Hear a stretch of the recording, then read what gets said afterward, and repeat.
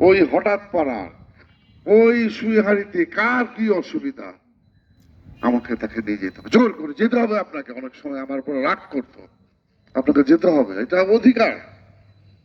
দীর্ঘদিন আমরা একসঙ্গে রাজনীতি করছি, গরিব মানুষের রাজনীতি, লড়াই সংগ্রামের রাজনীতি করছি। কাদের আমরা একটা মিছিল করবো না, ডিসি অফিসকে ঘেরাও করবো, অন্য অন্য জায়গায় সবাইকে বলা হয়েছে প্রস্তুতি নাও। কিসের দাবি? গরিব মানুষদের খাওয়ার নাই, রিলিফ দিতে হবে। বড় মাঠে ঘেরা করে ডিসি সাহেবের কাছে আমরা আদায় করছি, অনেক অনেক সংগ্রাম করছি। কেউ যদি কিছু অসুবিধা হয়, কাদের দৌড়াই গেছে, কে না খায় আছে, কোথায় কি আছে। আমার কাছ থেকে বহু রিলিফের জিনিস সে নিয়ে মানুষকে দিছে, আমার জানা মতে সে কোনোদিন আত্মসাৎ করেনি।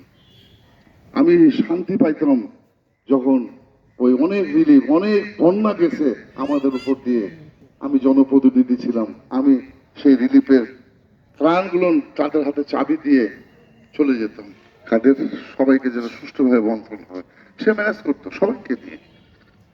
যাই হোক, অনেক বললে অনেক কথা হয়, আর বক্তব্য দিব না। আজকে আমাদের মাঝ থেকে চলে গেছে, আল্লাহ তার তার প্রতি বেহেশত নসিব করুন। আমরা সবাই দোয়া করব, আপনারা সবাই দোয়া করবেন। সবাইকে ধন্যবাদ।